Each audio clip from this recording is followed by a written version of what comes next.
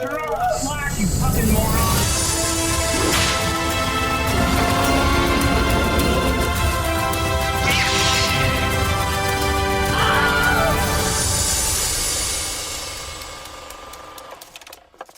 Hi, and welcome to Screen Share, a movie podcast about getting your ducks up to snuff.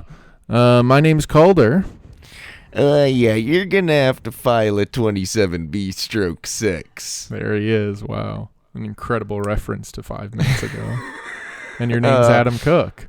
And I'm Adam Cook. And this is a movie podcast about the movie Brazil, directed by Terry Gilliam of Monty Python fame and also of making other movies fame. Cool. So this kind of fits into our mini comedy month. We're just doing segment 2 our weeks schedule. of comedies. Yeah. We're breaking things up, but we're doing this Fast and Furious Star Wars thing, but we don't want to get burnt out here, so we're stretching it out. Yeah. So we got Everything Everywhere All at Once, and then another little mini segment of 2 weeks of what is it called? Sequel fill-ins. Yeah. So we're gonna do like Spider-Verse and the first Space Jam. We were going to do Spider-Verse and Incredibles 2. Right, Incredibles 2. Incredibles 2, not that the first Space Jam's bad, but much better than the first Space Jam, in my opinion.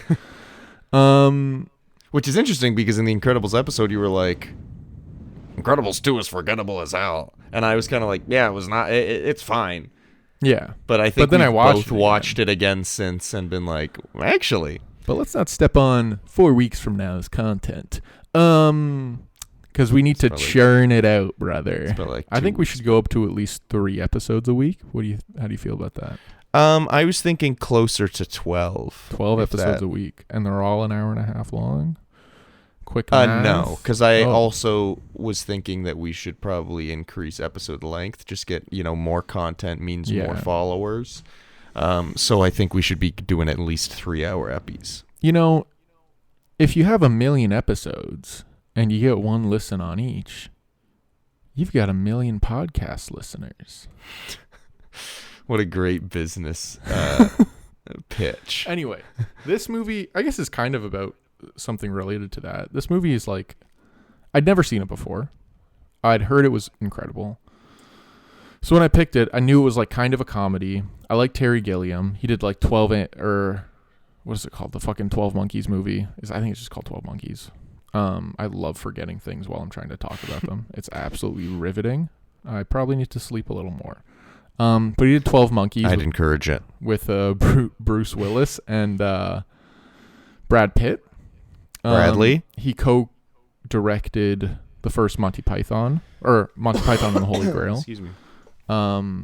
He also did Fear and Loathing in Las Vegas. He did a movie with Adam Driver called The Man Who Killed Don Quixote in 2018. I don't know if he's gonna make another movie because his movies are very strange and seem to be very, very hard to get made. But I think he has a pretty decent hit rate, and either way they're gonna be like creative and fun. And I found this movie very creative and fun. How many times had you seen this before you picked it? 0. Oh, cool. Nice. So that's kind of why I picked it. So this could have been a big, ugly mess. It could have been. All we knew. But with where it's like historically ranked on lists, I was kind of like, I'm either going to be mid or really like it. Yeah. And I kind of fell closer to the really like it section of it. Because this movie it's something that I don't feel gets made very often, or not I don't feel, a movie that doesn't get made very often, especially with like this kind of budget and this kind of like these kinds of set pieces and world building.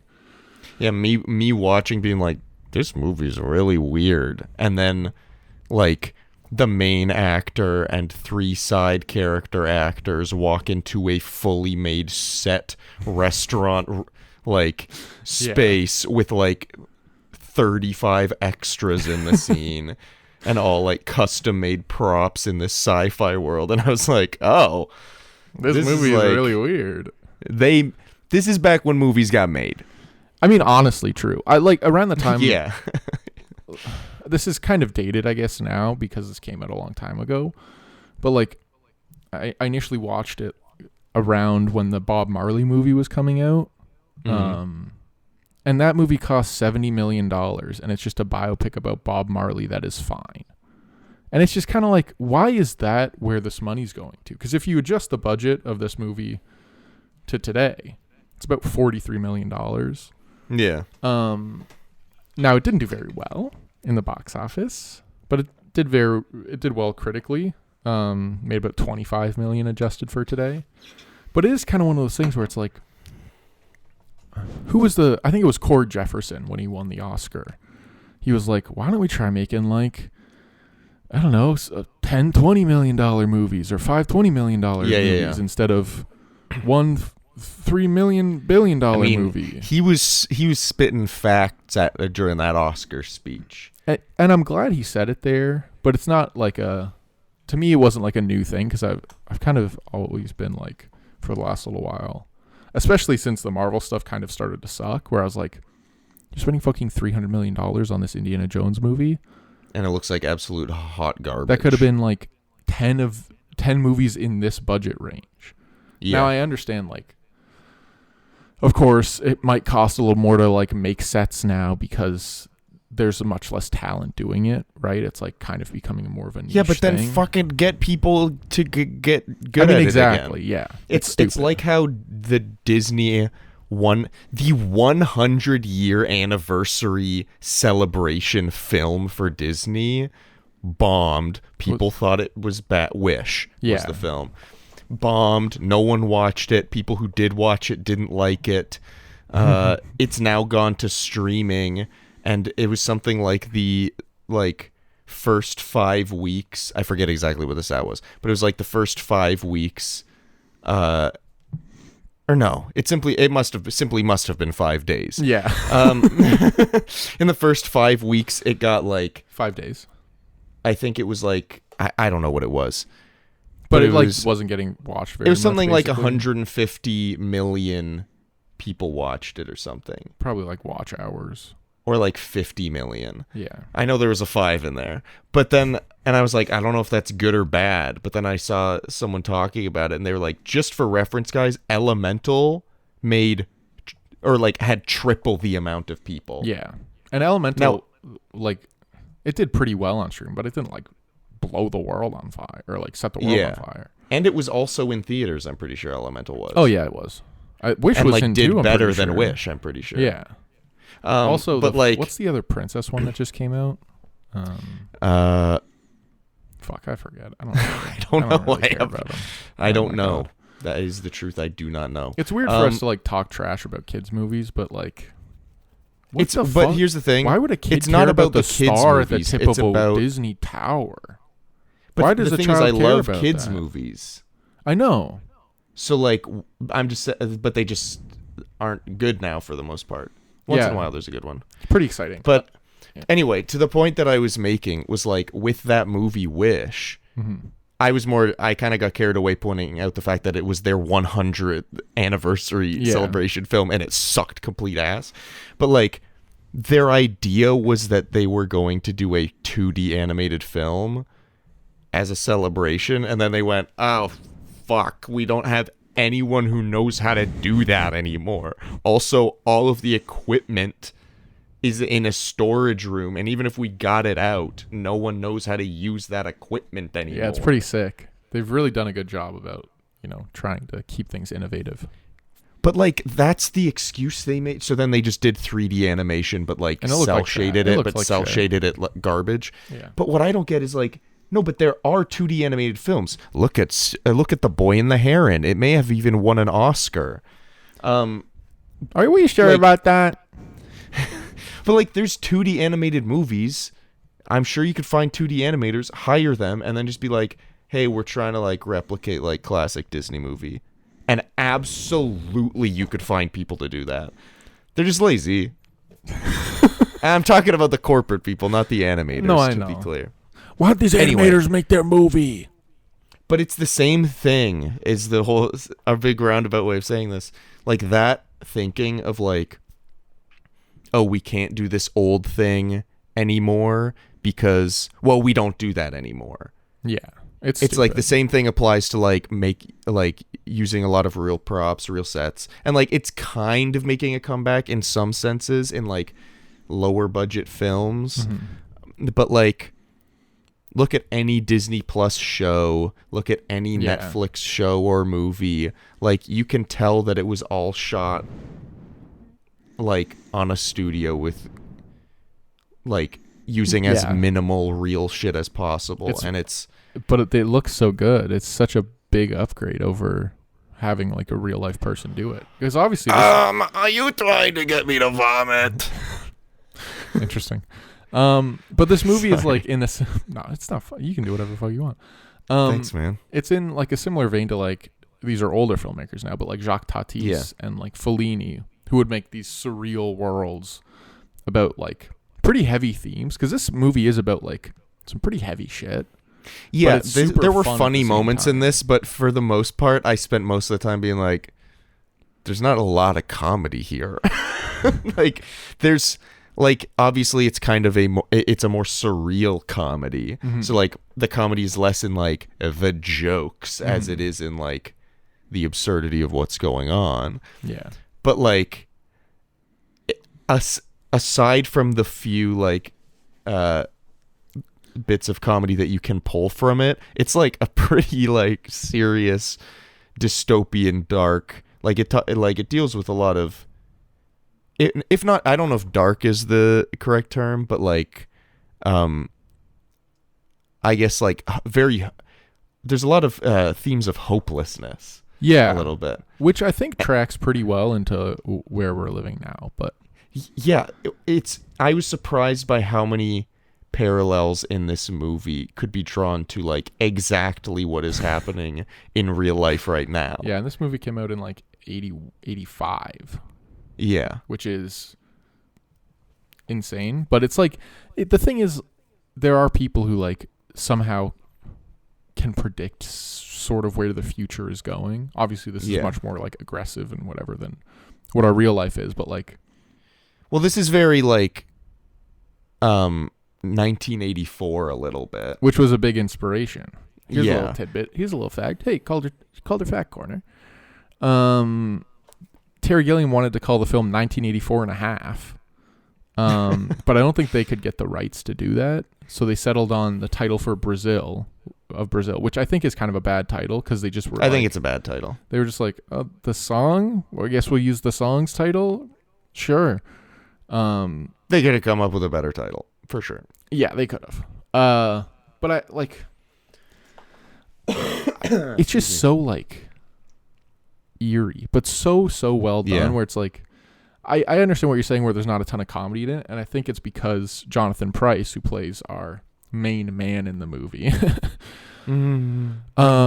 he's not like a funny character, but the people around him are. Like De Niro in this movie is like super funny, super like crazy. But like even De Niro, because I loved his character, I found him more just like charismatic and wacky than I did like, oh, that's a funny comic relief character. You know, I was more like, who is that?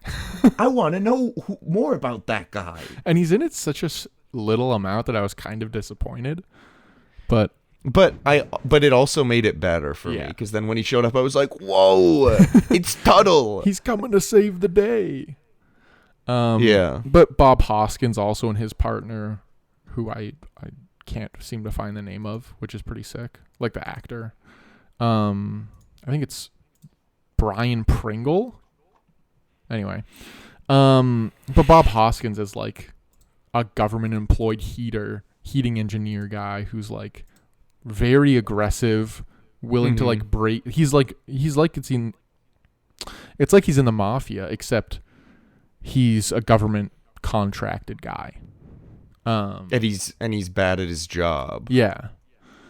I do like when they anyway, let's get into the movie. I'll talk about that later. Sure. The movie starts. Everyone get your popcorn. Everyone grab a little soda pop. And everyone grab a little candy. Even you people that are at work. Even if you're in your car, you have to get candy. Pull over. Is that funny? Here's the thing. I think that whether it's funny or not doesn't matter until you ask. I'll say it was. It starts with a duct cleaning commercial. Well, actually, we get the title card, 8:49 a.m. somewhere in the 20th century. Then it starts with a duct cleaning commercial. Excuse me. Which basically then the TV just... which I think the duct cleaning commercial is kind of funny. It's weird how much of this movie is about ducts. But that was kind of a thing in late 19th century comedies where they'd pick like a very mundane thing to hone in on. And I think like there's something kind of funny about like most of this movie revolving around, or most of this like man's life being thrown into jeopardy because of some ducts. It's also very funny Price. For the beginning to be like a man is selling you different colors of air ducts. Yeah, and you're just like, what the? Why does this matter? And it's like, I think it's really like putting an extreme exaggeration on like consumerism and just like capitalism kind of being like in control, where it's like, we've convinced you that you really need to personalize your air ducts that are you will not even see probably. Most of them will probably be in the wall, but you'll know that they've got a fun little floral pattern on them. You also can't even interact with them because if you do, then you're in trouble with the government, which is insane. But after the TV explodes, we cut to a man in his office chasing around a fly. And then he gets this fly and it falls into a machine and there's a spelling error. And really this spelling error is what sets the entire movie in motion, which is another little funny quirk that I feel like we don't get in a lot of comedies, where it's like kind of a butterfly effect thing where like one tiny little thing sets an entire movie in motion. Now it's like, well, he's got trauma from his family, and also the world is going to end. And like that's how most movies start.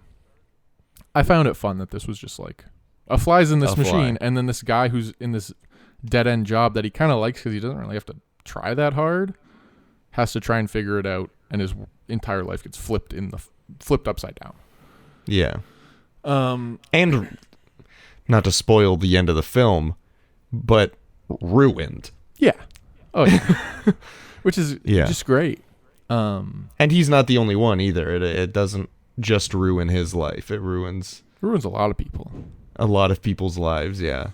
And then we see this like kind of weird, crazy dream where Jonathan Pryce's character has long hair and long metal wings, and then he goes and flies around in the clouds and then lightly kisses a woman on the lips. And this is his ultimate dream, is to be a long-haired winged creature who can kiss a woman gently. Which is really weird because I've never seen Jonathan Pryce not play a character whose main trait is that he's an old man.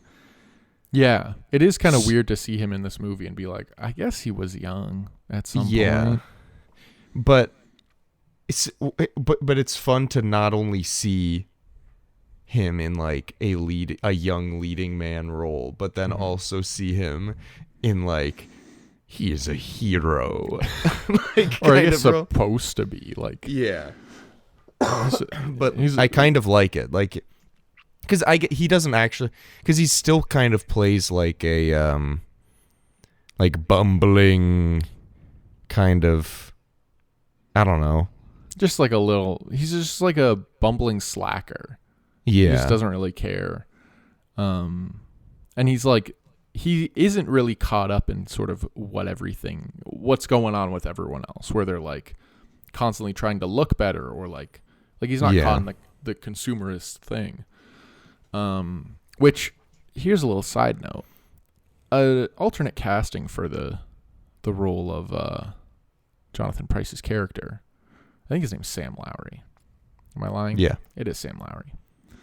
Incredible memory on me. Was Tom Cruise. Pulled that right out of the air. Tom Cruise. Yeah. Now, Tom Cruise in the 80s is different than Tom Cruise now. But Yeah, but I guess I just didn't really think about them being...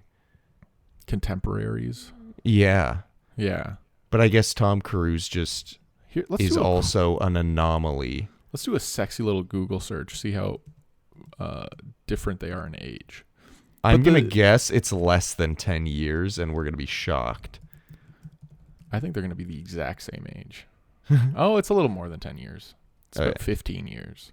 Which, I don't think that works as well. I think this Jonathan Pryce is probably the correct casting for this. Yeah. Because Tom Cruise, number one, is much younger. Especially at this time when, like, both the guys are... It's like 40 to 35 is much different than, like, 60 to 75. Yeah. You know? But he's, like, younger, seems like more of a striver, right? And he wouldn't feel as lost as, like, a sort of mid to late 30s man trying to figure out, like, or not even trying to figure out, just trying to be pushed by all these outside forces. I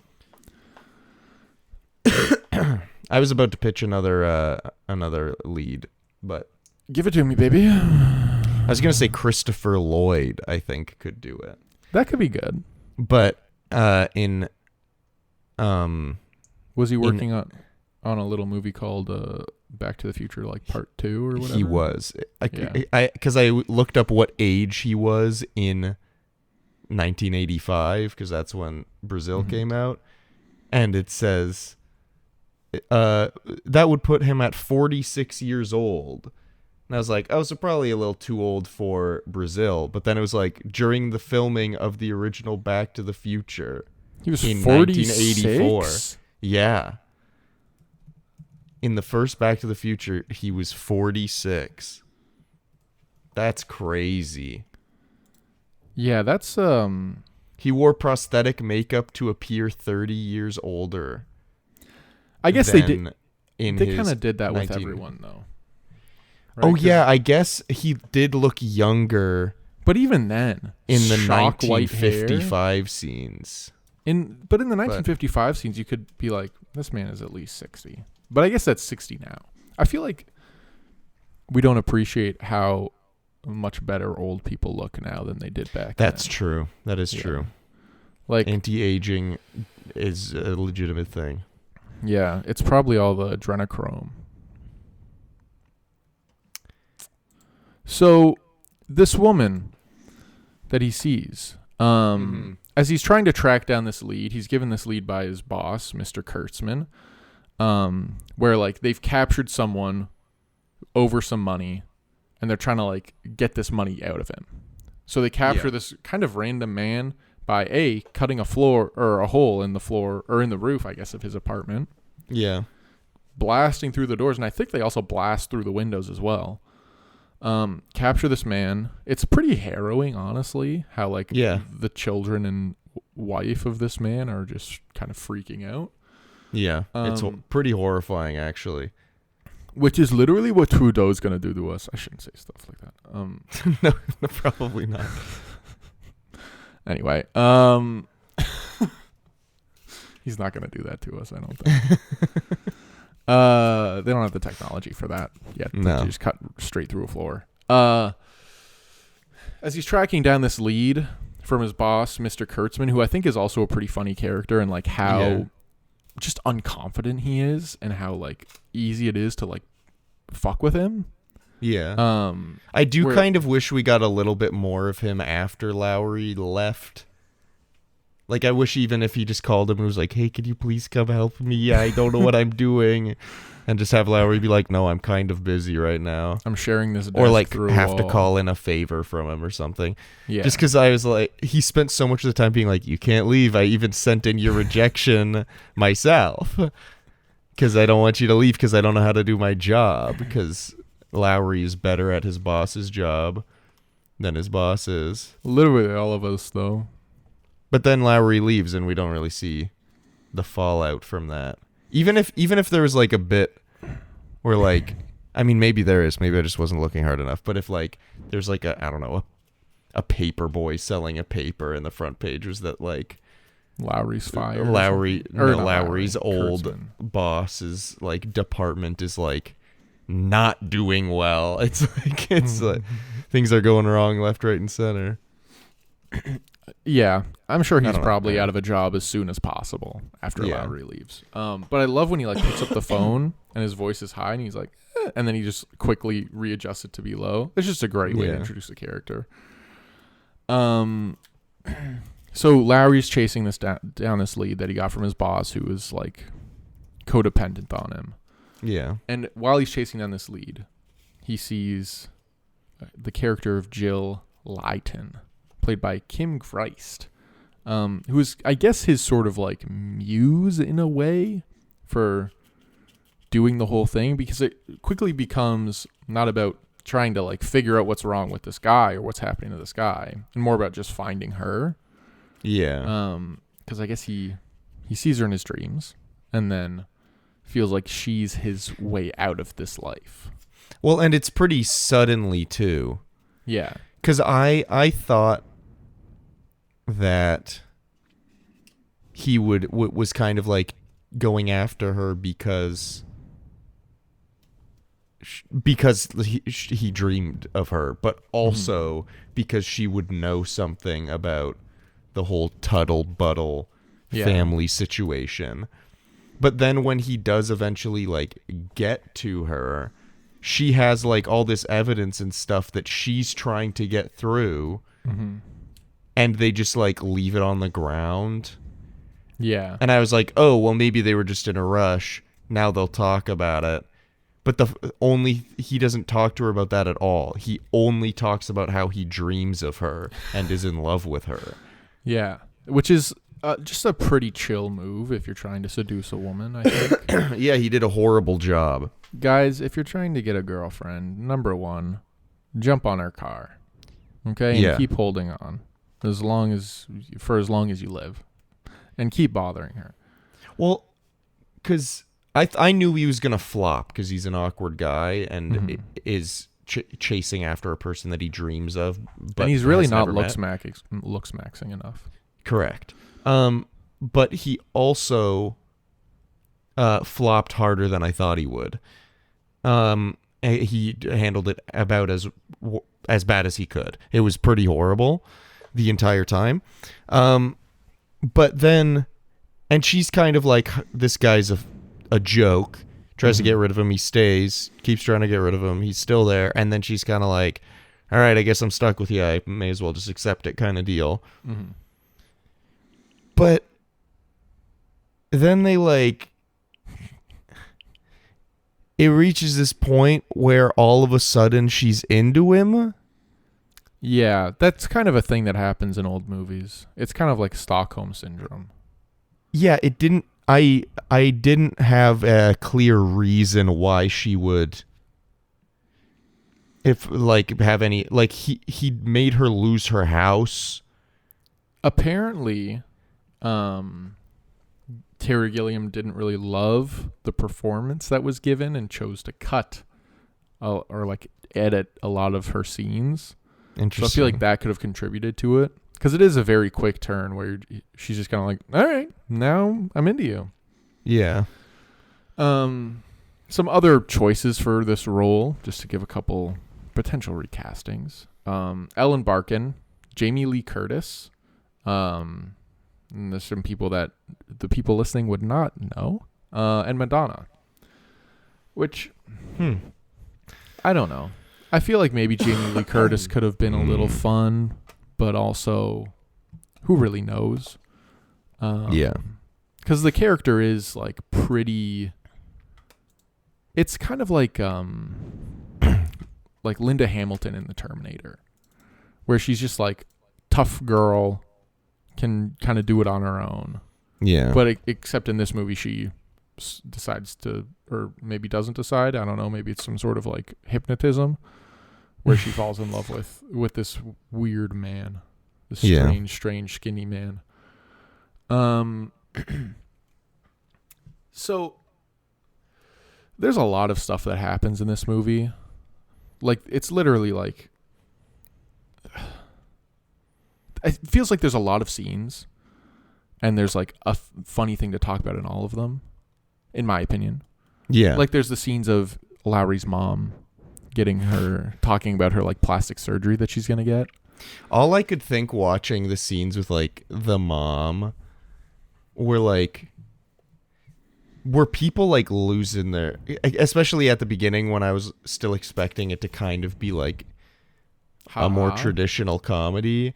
I was like, were people like losing their minds at this character that she's like, she wants plastic surgery real bad and then also is like annoying?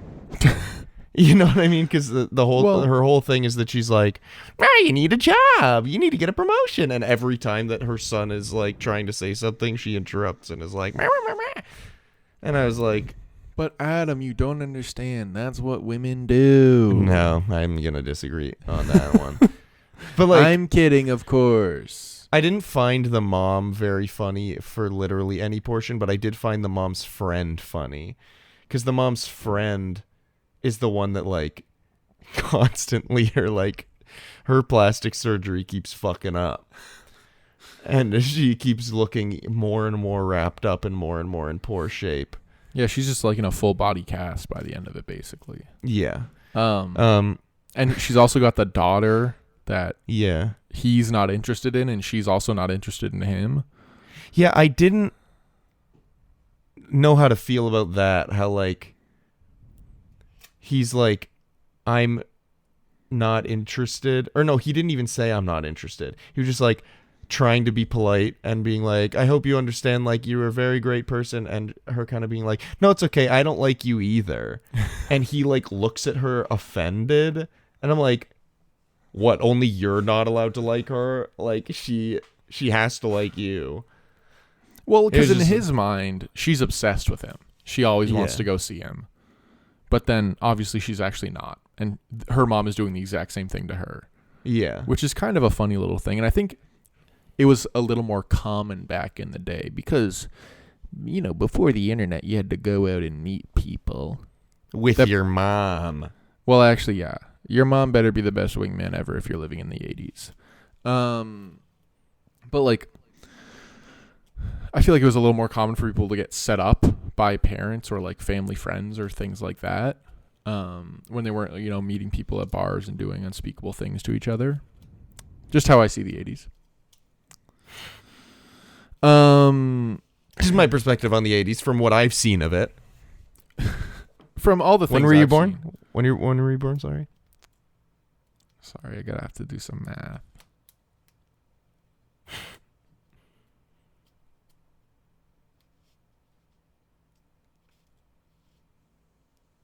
Can't do the math. Okay. What were we talking about? Did you just interrogate me about my age? Yeah, I just I feel asked like I when just you were got born. I just feel like I got Men in Black flashed or whatever. I think you might have done that to yourself. Yeah, I've kind of been full transparency here. That's what we do. We leave it all in the pod. Two guys like us talking. You got to leave it all in the pod. It sounded like you started a different sentence But and full then switched transparency. But full and forgot. transparency here. There Full it is. Transparency here. I do not sleep very well, and I can feel my brain telling me that. You did not sleep very well, or you do not sleep very well? I do not. I'm sorry to hear that. Did I tell you that I did a sleep study? No. Yeah, it was a fucking nightmare. They strap a bunch of wires to you, and then you just lay there, and you're like, well, I'm not going to sleep because I got 65 wires hanging off my body, and they're all tugging at my hair. Can I ask you something? And this is no judgment. I'm just truly of curious. course. Why did you do that? Well, I'm trying to get a deviated septum kind of fixed, but they got to be like, ooh, is it sleep apnea? Oh, so it wasn't like they were doing a study where they like studied a bunch of people while they slept. No, they were just like that was specifically for your sleep. Yeah, and I don't really still to this day don't really understand why I had to do that because that wasn't really my problem. But I did it, and you know it was a nightmare. And hopefully I never have to do it again, but I probably will. Dude, we need to study how you sleep. let's put you in the most uncomfortable, not at all like Yeah, you'd think they had cozy like or- some sort of thing to figure this out. well, I guess Like they some do, new but way it to do also it. results in not being able to get cozy under some blankies. Yeah, it was like what I imagine. Well, actually, I don't know. It's just it was a fucking nightmare. I don't even know what I'm trying to say. Well, I hope you get better sleeps, brother. I never will. I'm never gonna sleep again. I'm actually quitting. I'm quitting it. I'm boycotting sleeping. One thing because that I'm on that grind set. I actually am though. Look at this. For those who don't know what he's doing right now, he's gooning. Oh, sorry, I meant mewing. I don't know the terms. Edging is when you're edging. Gooning is I when know- you're gooning. I know and edging. mewing is when you're mewing. Right. Now, here's the thing. One thing I thought was really funny in the first meeting with the moms and Sam and the daughter was the waiter.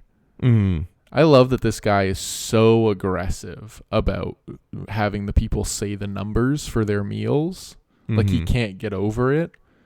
As Sam is just saying, I'll have what they're having, or like trying to say anything. And he's so aggressive about it. And then in Like him 35 even saying like, I'll have whatever you recommend, and he goes like, I recommend the 3. Or no, I think he says something else. I think he says like, I recommend the 5. Mhm. And he's like, okay, then I'll have that one. Yeah. And it's like, then say it.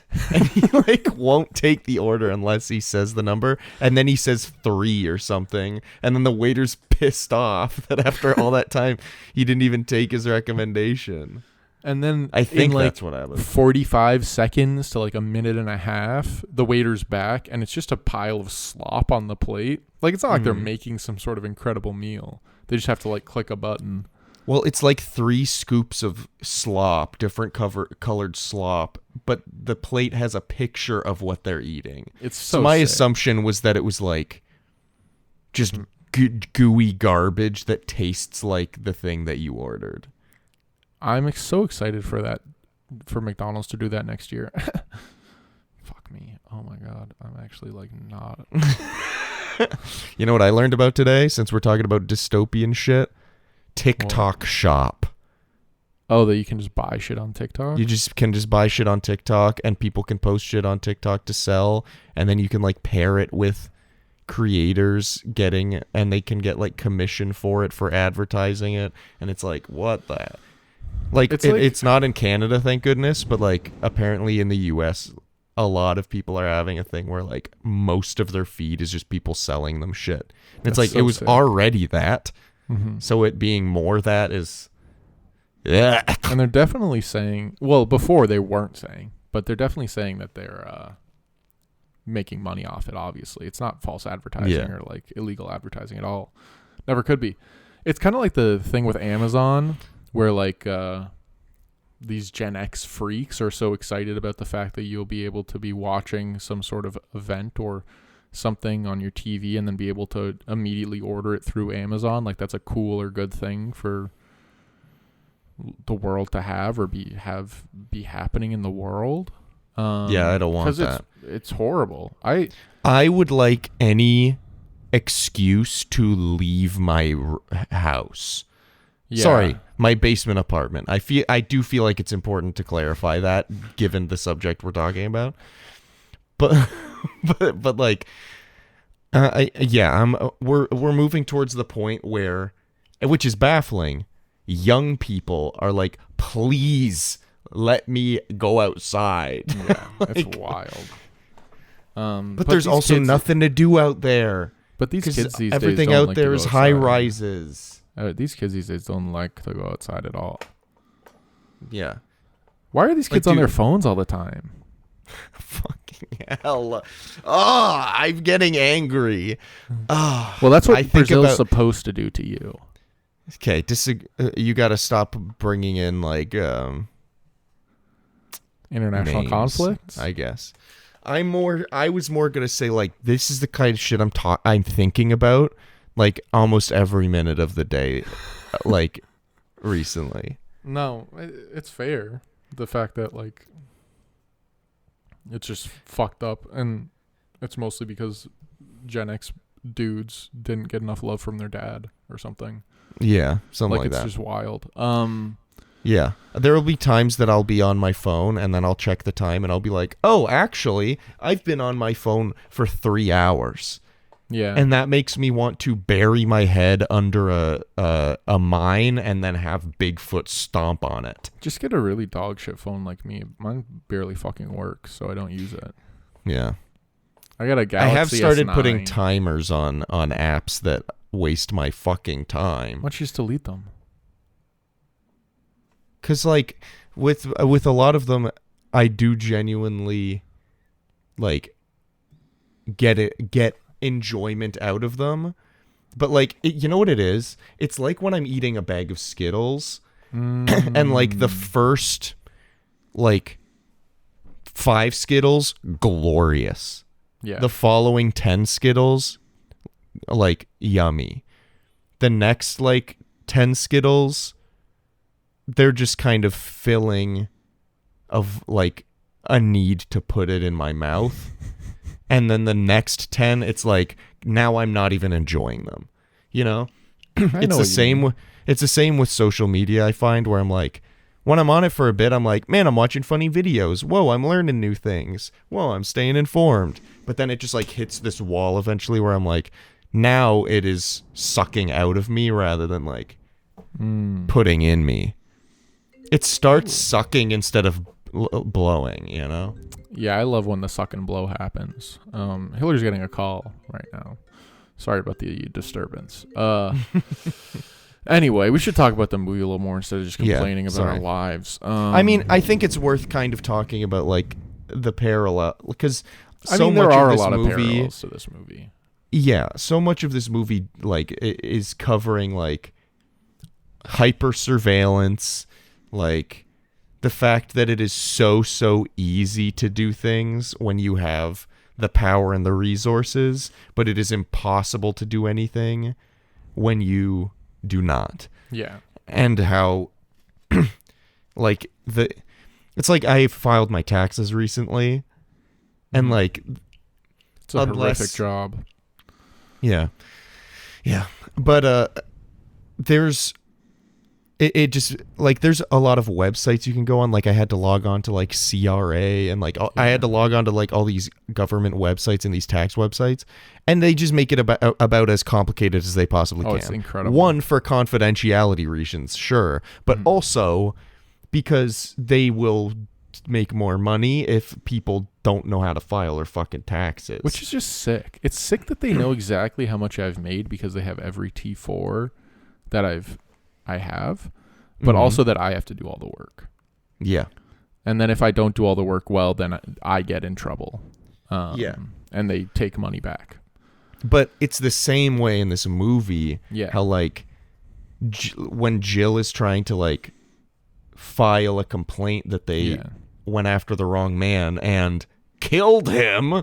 Yeah. And for ruined his $31, family. 31 bones. Yeah. She just can't. It's just impossible to do it, and she has to constantly go to a different division. She goes to a division, they say go here. She goes there, they say she should have gone to the place she originally gone. Yeah. And then she's like, I did go there. And it's like, well, you need to get a stamp from there. And she's like, okay. And then eventually it gets to the, like, place that Lowry gets promoted to. Mm-hmm. And even there can't get past it. And yeah, it's just... It reminded me of, like, all of these government and tax websites. Like, when I had to file for unemployment, it was just, like, hoop after hoop. Yeah. And I was like, I'm going to be okay. Imagine if I was, like, a single mother with 3 kids who just got laid off and had to figure this out right now. Like, and then when I eventually figured it out, I didn't even qualify. So that's fucking sick. But anyway, so I think I think us going off on a little tangent about, like, society is fine because, like, so much of this movie is specifically about that. And also, like, the other thing that I really related to was the fact that Lowry can't just, like, be content. Like, no one is allowing him to just be content with his job. Like, I guess maybe his boss is, but that's for his own good. Well, yeah, his boss, it's not even... It's not like for his own mental health. It's so that his boss can look good. Yeah. But, like, he's not allowed to just do a job that he doesn't love and then do other things on the side. He's not allowed to just, like, not be in a relationship. He's not allowed to just, like, kind of chill and just go through his life as, like, a normal person. And which is interesting because he finally got, like, the thrill that was in his dreams. Mm-hmm. Because, like, there are moments where he's literally, like, saying like, I put down this quote. I wrote, "This guy is a moron." And the quote is, it's not an actual quote, but he says, "Let's crash through the roadblock." Or he doesn't say this, but he puts his foot on the gas to crash through this roadblock and then goes, "Wee, wee, wee." And then he's upset that the police are after him. Yeah. And I'm like, what a absolute moron. But he's literally like whooping and having like the time of his life. So it's like, I do think that some joy was brought by him going on this adventure, but it's not from what other people were pushing on it. And it's not the adventure that he's allowed to have. And it's not the joy he's allowed to have. Yeah, and it's not even the joy that he ends up being best for him anyway, because it leads to... Well, I did write this at the end, and I'm jumping ahead a bit, but like I did write down that... Spoilers. In a way, a part of me wonders if he did get a happy ending. Well, two things. Maybe I guess so, because he's like dead. But also, they did a happy ending, which basically just ends with Jill and Sam driving off into the sunset, and like they live a happy life. Yeah. But that sucks. Like truly, if the whole it was movie happening, and I was pushing, like, I am happy, but it doesn't feel right. yeah, like if the whole movie's him pushing against the system, and then the message of the movie is that you maybe just can do it, and it's fine. Like if it's shit talking the system, and then actually you can escape if you just like drive somewhere, then that's fine. Like that's not really true, I guess. Like in a way you can run away to fucking Thailand or something, and leave your family and go live for cheap like a king for like $10,000 a year. But also that's not like, that shouldn't be the thing that people need to do to find happiness in a society. Exactly. It's like when people are like, people complain about like their rent being high, or like people complain about like the laws of the state they live in or something, and people are like, just move. Why don't you just move? It's like, why the fuck should I have to move? Yeah, one, maybe I can't. Like maybe I legitimately can't. But also, why that should not be that should not be the answer. Yeah. That I have to uproot my life to enjoy my life, you know? The one thing that The one thing I feel like I'm kind of going to take us off on a turn here, so maybe you go. I was just going to say, and that's coming from someone who like has been very privileged and very like not had to deal with much of that in my life at all. But like it pisses me off what little I do deal with, and it pisses me off how much just like people in general have to deal with in that regard. Yeah, like I think we're both doing all right, but thinking about not being like us, where we're just kind of doing all right, it's horrible, the fact that people have to go through that. But you know, the one thing that would make me really, really happy, what, is if I got a fucking Yankee long brim like the heating and cooling boys in this movie. I knew you were going to mention that. Did you see how long those brims were, brother? Those are duck bills. Those are duck bill brims. You know when everyone's That's a talking Donald about, Duck hat. Everyone's talking about Disneyland. the Yankee long brim, Yankee no brim. Why don't we go and show them what the fuck is it called? The RCA brim, RCA long brim. Is that what it's called? I don't know. Why do I like forget that. everything?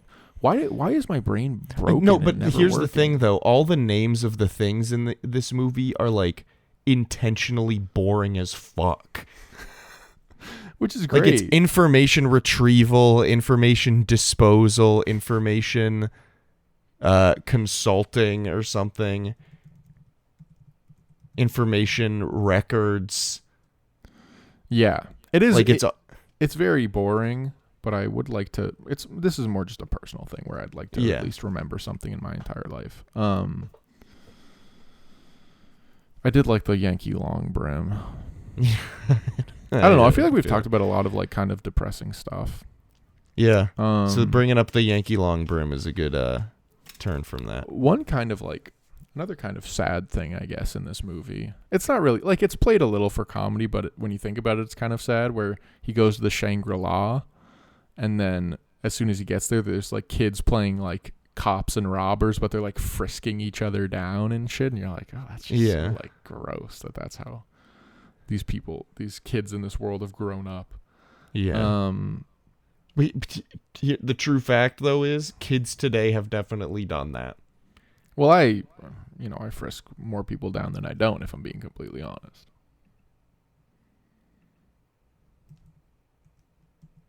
Also, was that Buttle's daughter that like so.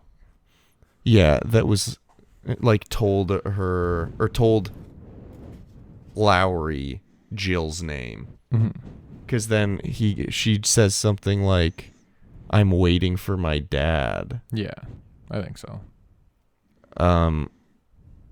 And then he's like, "Oh, I'm sure that he'll be back." And then he has a moment where he kind of realizes, he's like, "Fuck."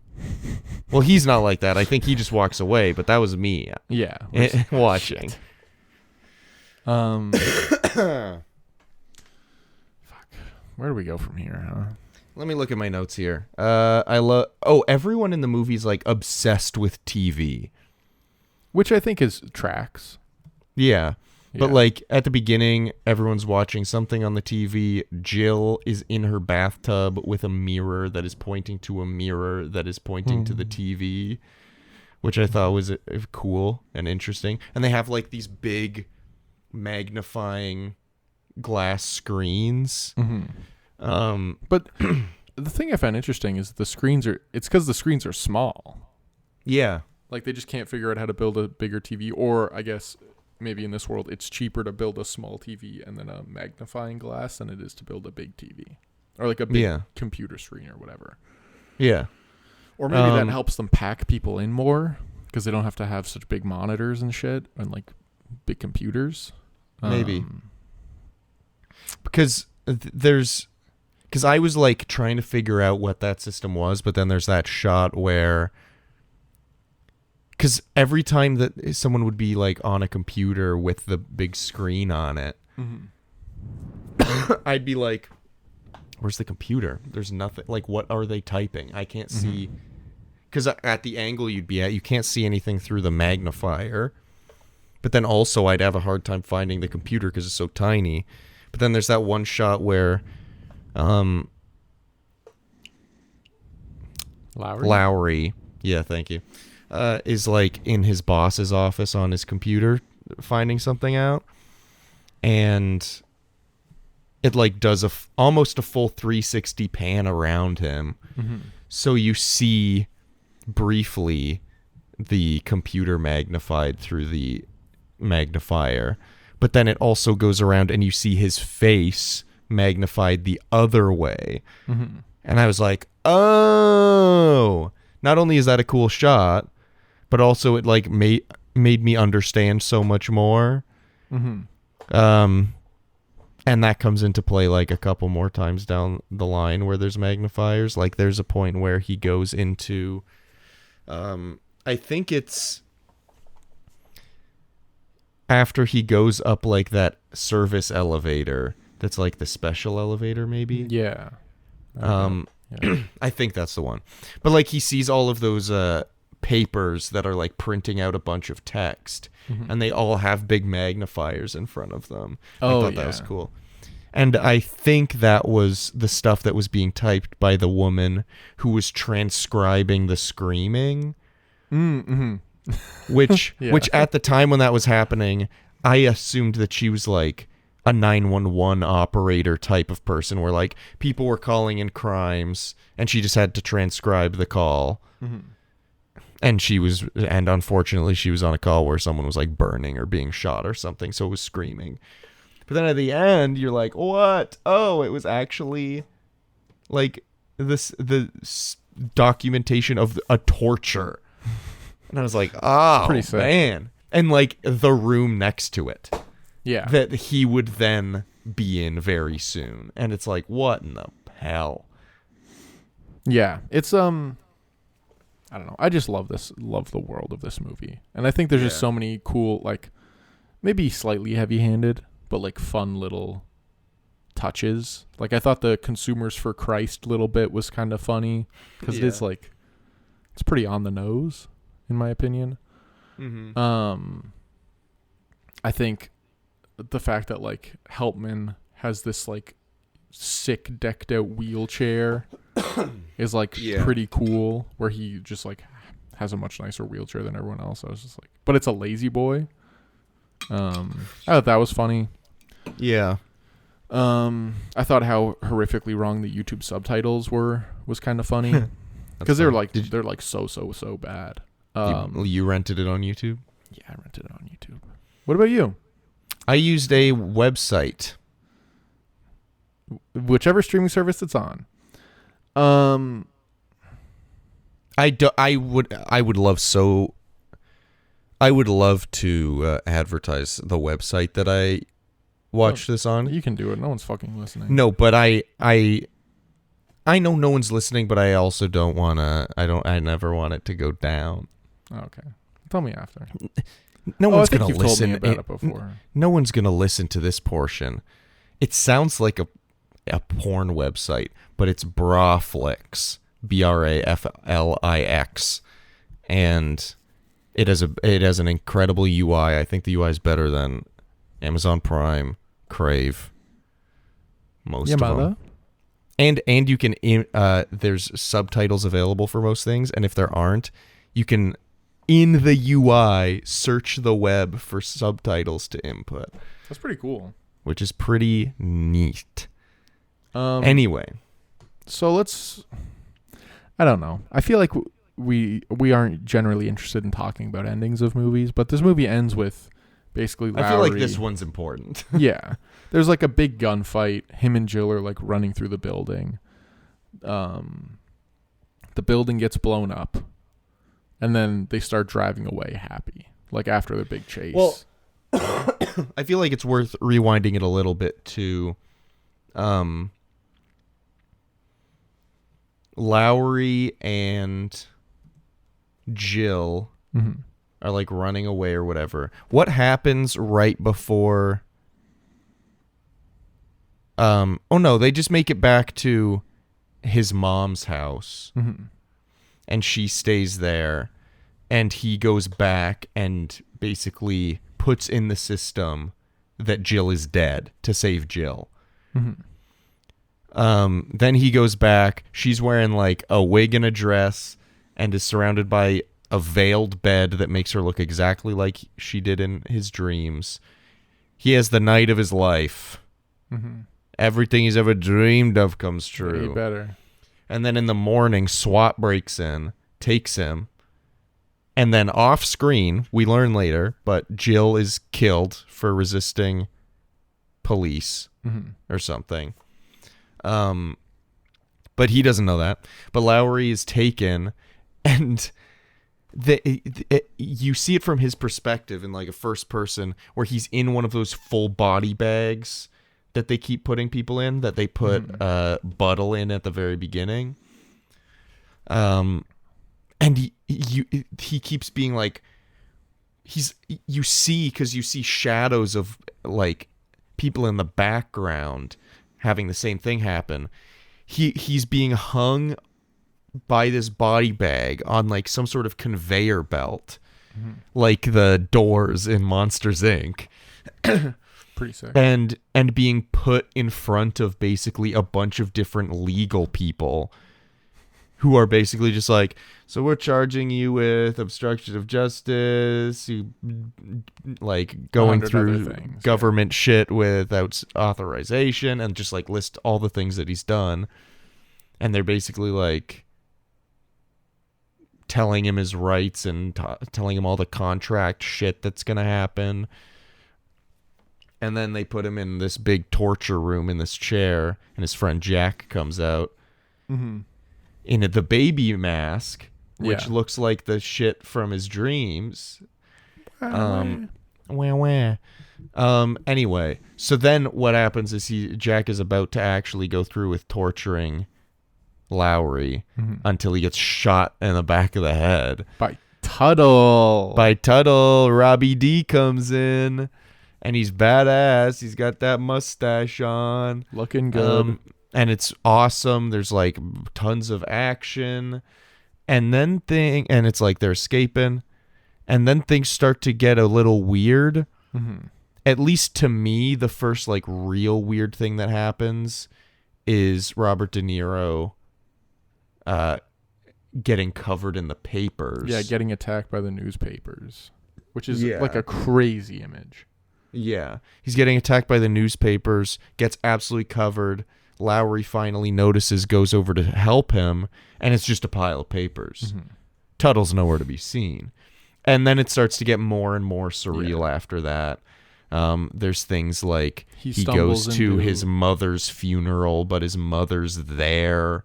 No, it's the funeral of the mother's friend. Oh, my apologies. But the mother has gotten so much plastic surgery that she looks like Jill, and is being like, these young men are trying to seduce her. And so Sam runs in, and he's like trying to tell his mom about all this stuff and like get help. She doesn't really care. Then he falls into a casket. Yeah, that's where I was like, I think we're not in reality mode anymore. Because I was getting confused, but when because you see the disgusting gelatin bones come out of the casket, and then so you like see how deep the casket is, but then he goes in it and drops into the abyss, basically into like the setting of his dream, the sunken place. Yeah. And once in a while there's a bit where you're like, maybe this is real, but like a lot of the time you're like, this is like some surreal stuff. Yeah. And it ultimately results in, like you said, them driving away, and you see them like, you don't really see them, but you see like nature and the mountains, which we haven't really seen up until this point. Like we haven't seen any nature. Yeah, it was kind of jarring outside of dream scenes. Yeah. Like, actually, I don't even think you really see it in dream scenes. Maybe like some high helicopter shots. Yeah. But like for the most part, it's all industrial until that. Yeah. But then you see like Jill's like truck house parked like near a tree.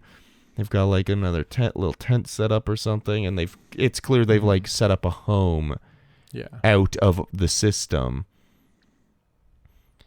But that didn't actually happen. What actually happened was Lowry's friend Jack did torture him, and he lost his mind. Yeah. And after he's lost his mind, they basically just say he's a lost cause and leave him. And then he just sits there. And then roll credits. Well, it ends with him humming the song Brazil just to himself. And then that's the end of the movie. Yeah. You really can't get ahead in this world, can you? Which earlier I said a part of me wonders if he got a happy ending, because in his mind something has happened. Yeah, in his mind he, like, who knows where his mind goes after this? Maybe it goes a lot worse. But at least from what we've seen, his mind kind of ends himself being escaped with the woman he loves, away from all of this horrible nonsense. Yeah. But the real life ending is tragic and sad and horrible. I agree with you. Like, not it's a horrible ending, but like it's a horrible ending for him. I think it's a good ending. But I think it's also an ending that makes this a good movie, but not a good like movie to see in theaters, if that makes sense. Like people, I don't think a lot of people would have seen this and then been like, "Oh, you gotta go see Brazil." There Right? are friends that I would recommend this to and watch with, and then there are a lot of others and probably way more friends that I would not recommend this to and would probably even refuse to watch with. Just because it would probably bug me how much they wouldn't like it. Or just wouldn't get it. Yeah. Which, like, I was going to say that, but, like, I hesitate to say that because I want to be like, yeah, certain people wouldn't get it.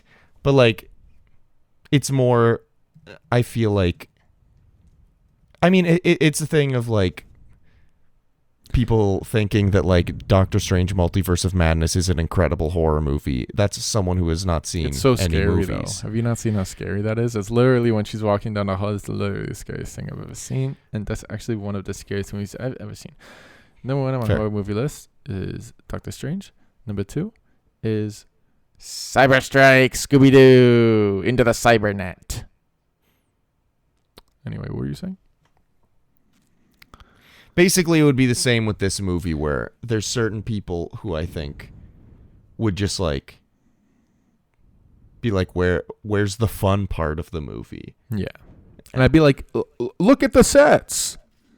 Be like, look at the sets. Think about the implications. It's the implication.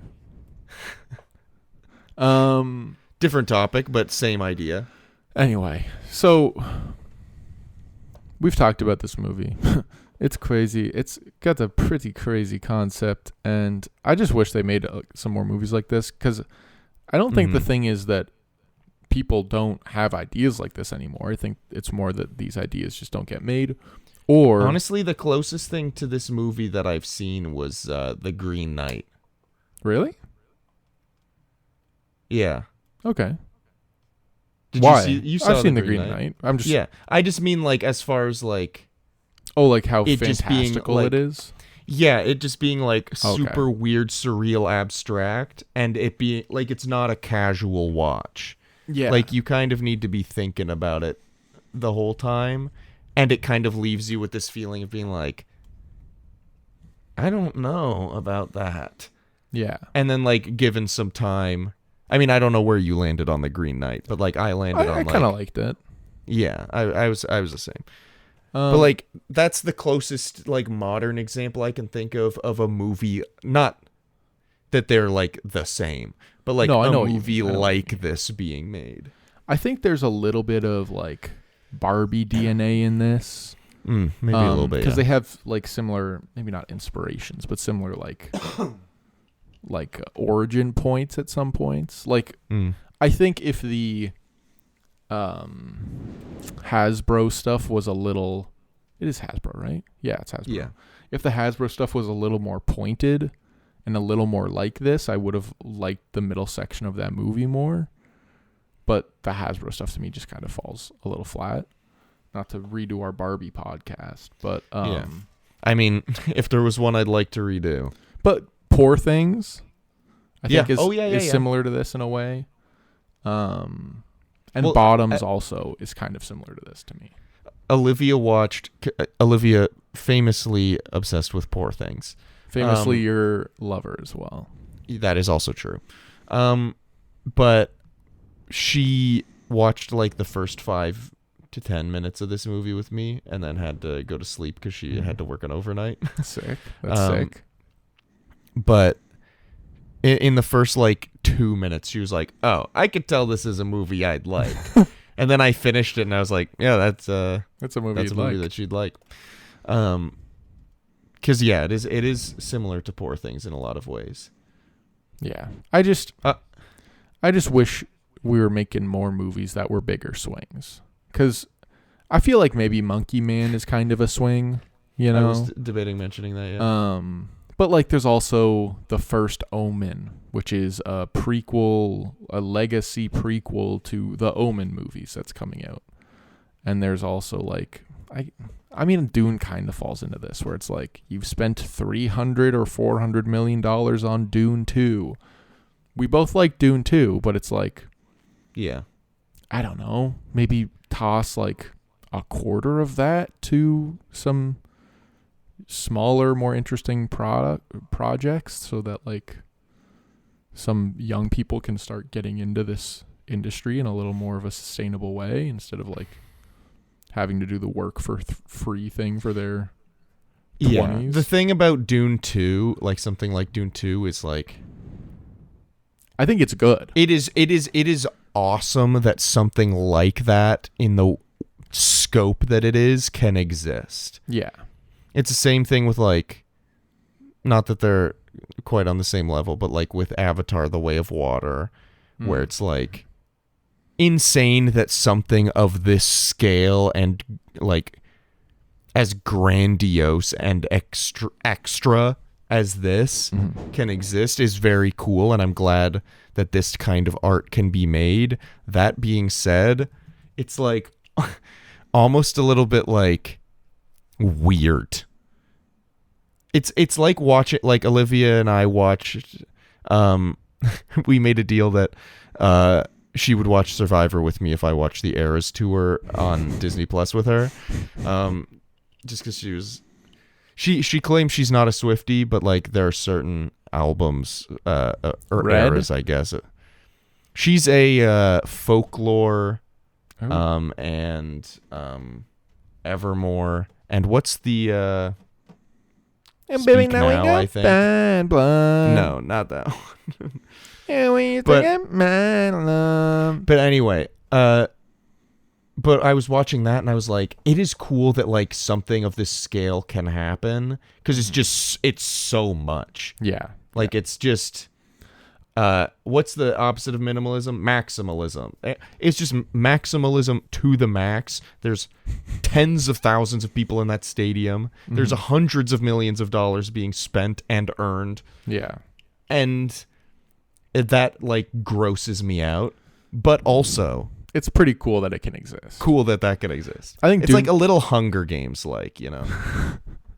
I think Where Dune it's 2 like- was kind of a bad, maybe Roadhouse, the new Roadhouse, cost $85 million. I don't think it's essential cinema, you know? I think Dune might be a bit of an essential franchise cinema thing.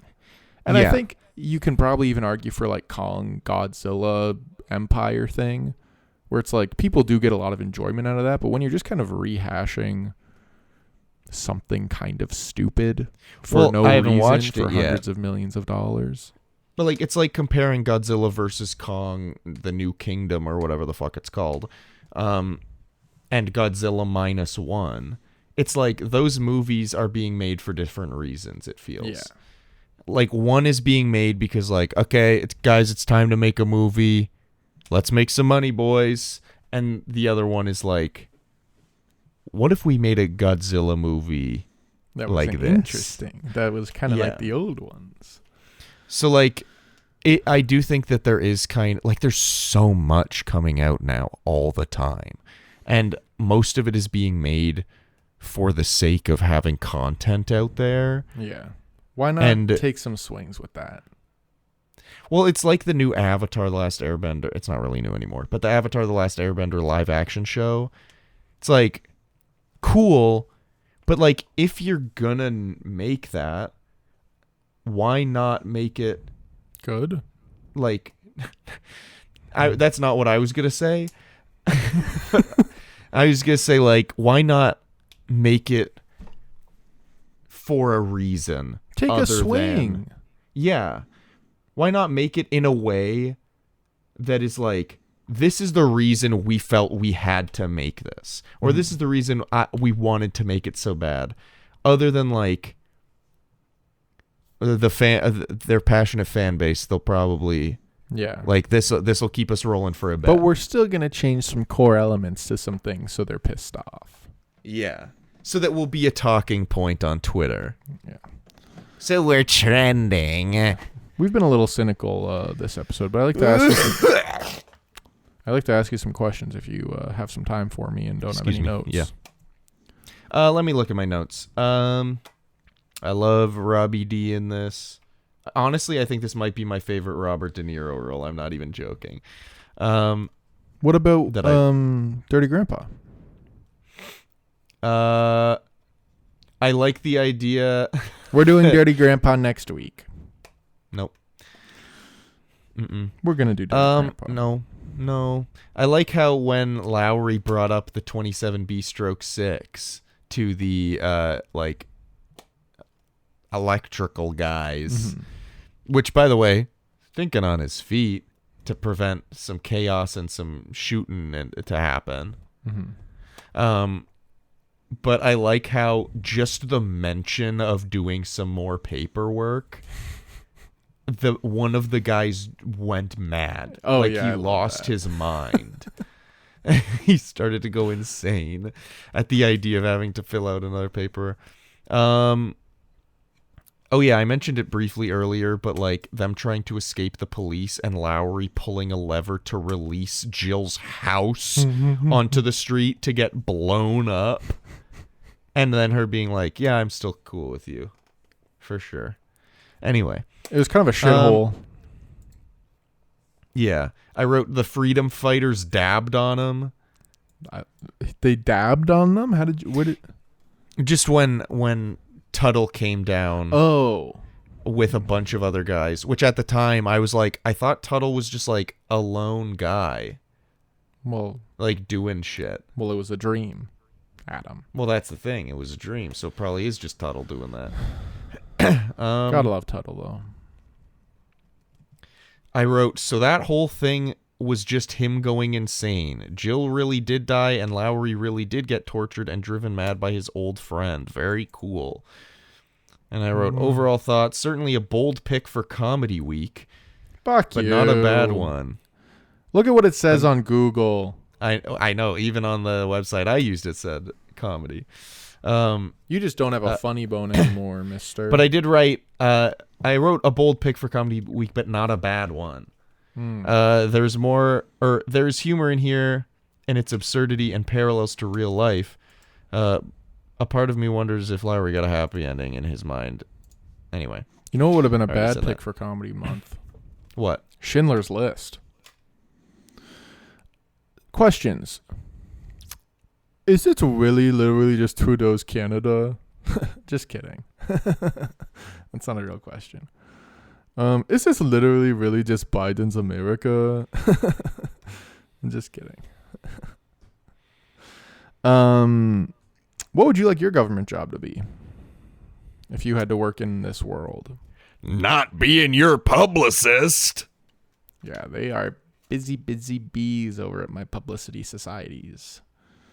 I actually just put them to work. I actually just say horrible things just to put them to work. Yeah. What was the question? What would I want my government job to be?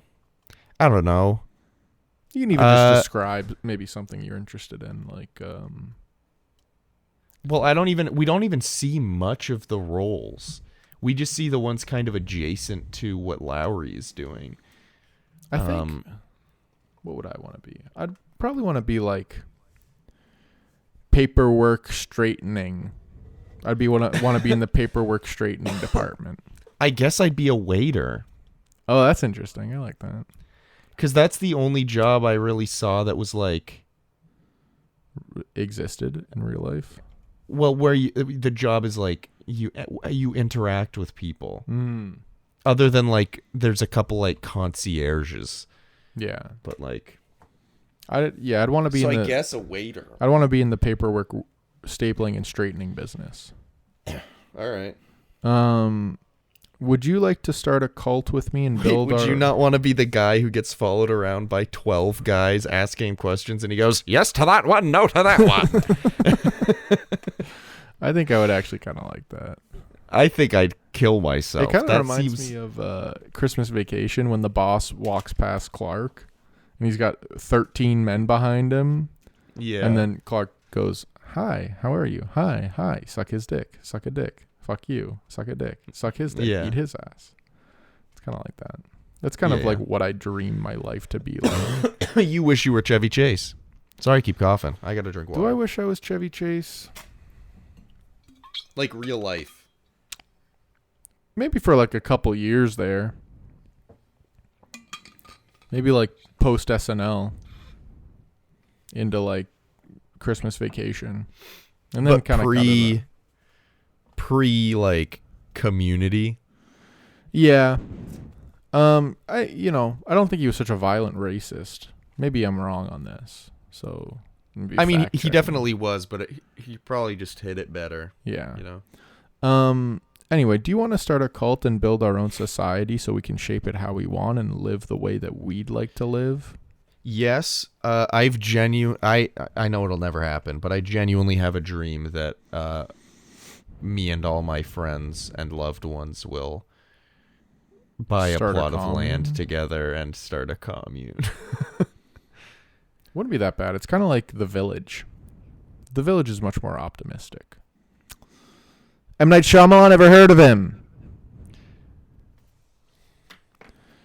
Adam Driver. Oh yeah. What do we think? It's been a little while since we did a little Adam Driver, I think. Yeah, I think he'd be a good Tuttle. Tuttle, that's interesting. But I do also think he'd be a good Lowry. Yeah, I think those are probably the two roles for Mr. Driver here. Mm-hmm. Maybe the tall heating repairman with Bob Hoskins. I guess. But like, and then make Bob Hoskins Josh Gad. Adam, I'm going to instate a new rule on the podcast that we don't ever cast Josh Gad in anything. Guys, for season 3 of Screen Share, we will not be casting Adam Driver. We will be recasting Josh Gad in every movie. And it's not the Screen Share podcast anymore. It's the Gadcast, baby. Yeah. We're talking the Josh Pod Gad. Even worse. Let's go with that one. Pod Gad. We gotta do at least one episode of the Pod Gad at some point. What would we even pick for the Pod Gad? We'd watch all of them. You don't have that all of his. You don't have that kind of constitution. You know what? Which one we'd watch actually? Whatever the fucking one he did with Kevin Hart. The Wedding Ringer, I think. The Wedding Ringer.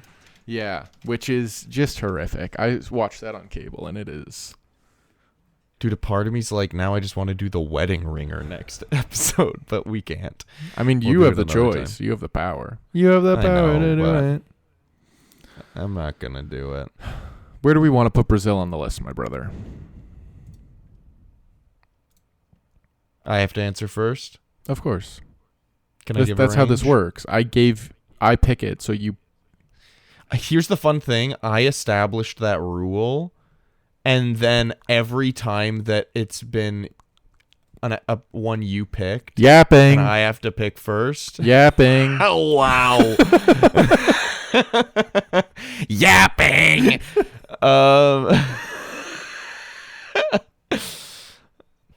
I'm basically saying I established the rule and then I never want to actually do it. It seems like you forget every single time that that's something that we do. I think I want to rate this high. Dude, I'm sorry. That was really... No, that was very funny. I keep thinking I want to put it higher than... What are you thinking? Give me your thought process here. I'm like in the... I guess this isn't like low or anything, but I was thinking in the range of like... Yapping! Bottoms to... Bottoms. The Fast and the Furious. Interesting. So like 20... What was that? 27 to 32 range? Yeah. I think, looking at it now, I think that's fair. Part of me wants to rank it higher, but it's the thing, you look at the movies ahead of it and you're like, how many? Like, Bottoms is 2 spots below Silence. I don't really want to put this above Silence. Yeah, no, and then I don't want to put it above Barbie either. But then I look and it's like Everybody Wants Some. I probably watch Everybody Wants Some. Yeah. Marriage Story. I think Marriage Story is a little better. West Side Story. I think West Side Story is a little better. Die Hard. Maybe we could sneak her in at Die Hard. A little above Die Hard, but also. It's up for debate. So what do you think? I'm thinking either above or below Die Hard. I would not put this... Actually, The Fast and the Furious. And Fast 5. Here, let's go a Fuck. bit lower and Fuck. then say, like, Shit. do we like it better than The Batman? Shit. Do we like it Inconclusive. better? What? Inconclusive. Next. Same. Do we like it better than Kimmy? I like it better than Kimmy, I think. Yeah, I think so. I think The Batman's a little low. I think that's something we should think about in the future. Well, also, the one below that is a little low as well. That's true. Seattle. There it Is it better than Alita Battle Angel? I think so. Isle of Dogs, I think so. John Wick. I think so. I think I this might put movie it- moves a little better than John Wick. The Karate Kid, 1984. I'd say made around the same time. Wow, they're actually like parallels in many ways. Don't ask me what they are. Yeah. I'm now kind of thinking more around the. 'Cause, like, do you like it better than Scream? No, actually not really. I don't know why I'm so down on this movie. I enjoyed it when I was watching it, but now thinking about it, I'm like, I'm having kind of the opposite, where I was watching it and I was like, this is weird. But, like, the more I've thought about it, the more I've been like. I think it's just comparing it to these other ones where it's like, I feel like a lot of these other movies I've seen 5 times, Yeah. you know? So, like, And it's just initial thoughts. So, how about this? above About Time, I was going to say below About Time. I'm okay with that. And you want to put it above The Karate Kid? Is that the verdict? Yeah, I'm okay with that. Danny LaRusso is, I don't know. I think Jonathan Pryce is incredible in this movie. I think there's a lot of really funny, really well-written things. And, like, I think it makes its point very well without having to beat the fuck out of you with it. Yeah. One last thing I wanted to say is I liked the vehicle designs. Yeah. Jill's got this massive ass truck lorry, and Lowry's got this tiny little clown car. And I love when the kids or whatever blow that shit up. It's sick. I didn't think it was the kids that blew it up. Oh, was it Jill then? No. Who'd I you thought think it was? while I was watching it, I thought it was the smoking man who he like ran into. Oh. And then like ran into again, and he tried to like run away. I thought it was him, and he was gonna be like a guy who was like going after Lowry. And, That like, was blowing actually up his shit. Terry Gilliam. Little director cameo there. Oh, cool. I'm I'm now realizing that's one of the things that I didn't really. Yeah, see I thought a that ton. was gonna come back in some way, but Yeah. anyway. Well, it's been an interesting episode. I think my It brain has. is completely broken. I think my body is breaking down by the millisecond, and I will be a puddle of dust by the next time it's time for us to record. When we record Everything Everywhere All at Once with a special Matt guest. DeVries. Oh, a special guest that will be revealed later. You know him. You love him. So this episode was Brazil. Brazil ranked 36. Sorry, I started a different sentence than I meant to. Okay. What I meant to say was Brazil ranked 36 on the list, below About Time, above the original Karate Kid from 1984. Let us know. If you're on Spotify, you can answer the little question. Let us know what you thought of the film. This is one where I'm like, if people watch it to I'm listen to actually the interested. podcast, I'm actually interested. Oh, we should check. I'm gonna do a quick check, I literally just thought that. and because I know there's at least one, we're gonna see really? if we've got any responses. We got one on the Dune Part 2. Actually, I think we have 2 then. Oh, we got one on. Okay, so we got one on Dune Part 2. Let's not read that one yet. And then where did we get Oh the no, other we one? did read Ejecto Winoka Yeah. from. Of course we did. That was Uh, iconic. That's like the best bit that's ever been on the pod. So it really is just one, and it's on the Dune Part 2 episode. And it's from Steven Terpstra. He only left it said 20 Zen- days ago. Yeah. And I doubt this is one of the episodes he'll listen to. So, Great that we're reading it on this one. He said Zendaya's performance is undeniably great, but her being the only Fremen with a full American accent did take me out of it a bit. That's a fair point, actually. Yeah. Also, in the book, the baby is born and is a walking, talking genius. I love that. I kind of wish they had a CG baby walking, and I wish that they made it Anya Taylor-Joy's face. Don't worry. Denny's going to make his nuclear holocaust movie and then get right on Dune 30. His next movie's about like some fucking nuclear war shit. I don't know. It'll be good. Anyway, Everything Everywhere All at Once next week. I think that's on Amazon Prime. It's true. That's an Adam pick, of course. I think it's also on Disney Plus. Why would it be on? Is it?